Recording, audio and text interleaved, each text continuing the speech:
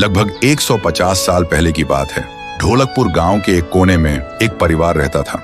उस परिवार में था पीहू, उसका बड़े भाई साहुर और उनके मम्मी पापा। एक सुबह पीहू और साहुर घर के बाहर खेल रहे थे और अंदर उनकी मम्मी किचन में खाना बना रही थी। वो थोड़ी जल्दी में थी और तभी अचानक उनके कपड़ों में आग लग जाती है। वो चीख चीख के चिल्लाने लगती हैं। पीहू और साहुर मम्मी की चीख सुनकर भागकर अंदर आते हैं और जैसे ही मम्मी को जलते हुए देखते हैं वो चिल्लाते हैं, पापा जल्दी आओ पापा। पापा भागकर आते हैं लेकिन मम्मी को बचाने के लिए जैसे ही हाथ बढ़ाते हैं उनके कपड़ों में भी आग पकड़ लेती है और कुछ ही सेकंड्स में दोनों जलकर राख हो गए। पीहू और साहुर सिर्फ देखते रह गए जैसे पूरी दुनिया ही खत्म हो गई हो।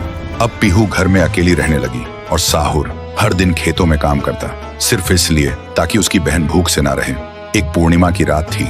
साहुर खेतों से काम करके घर लौट रहा था। तभी उसकी नजर जाती है एक घर की खिड़की पर। वो देखता है एक आदमी किसी का खून कर रहा था। ये देखते ही साहुर के पैर कांपने लगे और जैसे ही वो पीछे मुड़ता है एक और आदमी हाथ में खंजर लेकर खड़ा था। वो आदमी बिना कुछ कहे साहुर पर वार कर देता है। फिर गांव के लोगों को इकट्ठा करते हैं और वही आदमी चिल्लाता है, ये लड़का मेरे घर में घुसकर चोरी कर रहा था और जब मैंने रोका तो मुझे ही मारने की कोशिश की। अब आप लोग ही बताओ इसके साथ क्या किया जाए। गांव वाले गुस्से से भड़क उठते हैं और चिल्ला के कहते हैं, इसे उस पेड़ पे जिंदा उल्टा लटका दो। साहुर गिड़गिड़ाता है, मैं बेकसूर हूँ, मैंने कुछ नहीं किया। लेकिन गांव के किसी ने भी उसकी एक ना सुनी। उधर उसकी बहन रात भर उसका इंतजार करती रही और सुबह जब वो उसे ढूंढने निकली तो देखती है उसका भाई गांव के बीच वाले सूखे पेड़ से उल्टा लटका हुआ है। ये देखते ही पीहू टूट जाती है, जोर जोर से चीखने लगती है और उसकी चीख पूरे गांव में गूंज जाती है। फिर गांव वाले पीहू को भी चोर का बहन कहकर गांव से निकाल देते हैं और तब से साहुर की आत्मा उस पेड़ के अंदर समा गई थी और पीहू गांव के बाहर एक झोपड़ी में रहने लगी थी। रोज एक पेड़ के नीचे बैठकर भीख मांगती थी लेकिन कोई भी उसे कुछ भी खाने को नहीं देता था।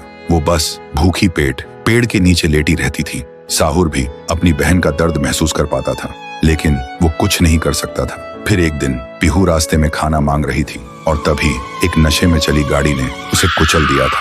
तब से पीहू एक भूखी आत्मा बन गई जो हर गांव में भटकती थी, सिर्फ एक ही बात कहकर, मुझे भूख लगी है। ये सब याद करते ही तुंग तुंग तुंग साहुर की आंखों से आंसू टपकने लगते हैं और तभी उसे एक आवाज सुनाई देती है भैया, और बिना कुछ सोचे तुंग तुंग तुंग साहुरा उस सूखे पेड़ के अंदर से निकलता है और अंधेरे में सीधा उस आवाज की तरफ चल पड़ता है। तो दोस्तों, अगर आप चाहते हो कि अगले पार्ट में पीहू, गुड़िया और तुंग तुंग तुंग साहुर की पावर दिखाई जाए तो इस वीडियो को 2 लाख लाइक्स तक पहुंचाओ, तभी आएगा असली तांडव।